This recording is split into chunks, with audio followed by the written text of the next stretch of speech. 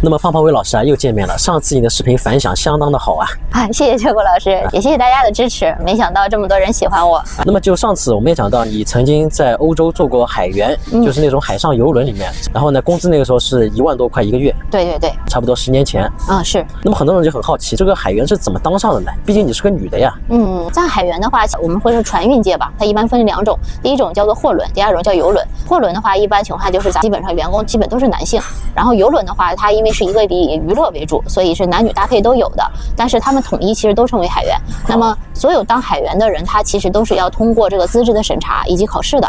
那么像我们作为游轮的船员的话，我们首先要通过海员证的这个考试。虽然说你觉得我在船上干的是服务类的工作，但实际上我们必须要有基本的海员资质，你才能拿到出国的这样一个资质。所以相对于来说，我都是海事院校正经毕业的，然后你通过专业的考试，你才能获得这样的资质，才能去上船。所以可能我的工作比起轮机的这一波，可能就是纯操作的这样，那没有那么多的技术含量，但是纯操作和轮机的大部分还是以男孩子为主，女孩子普遍还是做一些轻体力的活，但是它总体来讲的话都是属于海员的。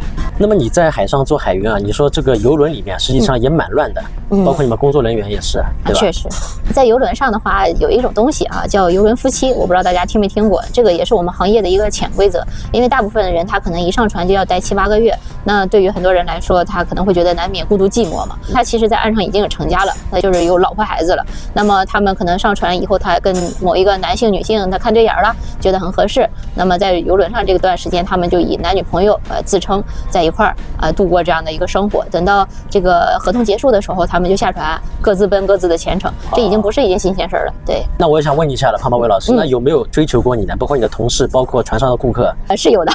多不多啊？怎么说呢？我觉得上期也跟大家说了，我在游轮上其实还蛮受欢迎。在那个阶段追我的人，说排到法国那肯定是有点夸张啊，但是你说排一个甲板，问题是不大的。这么多啊？就像你说的，你之所以受欢迎呢，就不是说你的外表有多出众，而是因为你是船上面少有的亚洲面孔，少有的中国面孔。没错，再加上我本身也偏娇小的这种长相，他们会觉得没见过的东西都觉得好奇嘛，换换口味的。对，你像我当时这个工作，就因为要陪客人就是跳舞嘛，就这种。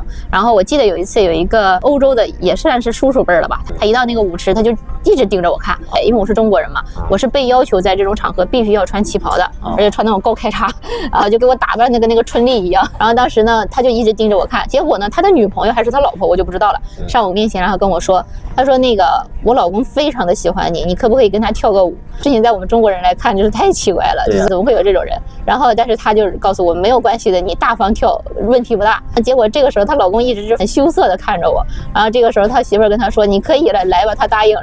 然后这个叔叔就上我旁边说，那个小姐，我可以听你跳支舞吗？我说好吧。然后呢，他跳舞的时候，你知道他那个手就是一直在我那后背，就像搓澡一样，你知道吗？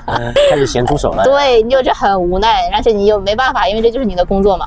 你陪他跳舞的话，会给你小费吗？我一般很少遇到很大方的老外，我都没有我那个客房服务的那些就 room service 的那些同事赚得多。我靠，这个都咸猪手了都不给你点小费。对，不给钱。再一个，我觉得蛮黑暗的一件事情。那当时我们有一个塞尔维亚的一个女同事，我其实是不太喜欢她的，因为她是属于那种很强势的人，在哪儿她都要出风头。因为那个时候我19岁，她29，那算是我老大姐了。然后后来呢，就是一来二去的，我因为不怎么太愿意去逢迎她，她就觉得我这个孩子就不太会变通，然后就不太喜欢我，她就想要整整我，我就不应该惹她。为什么？因为呢，他跟领导就是刚才我说的那种关系，跟我们那个直属大领导。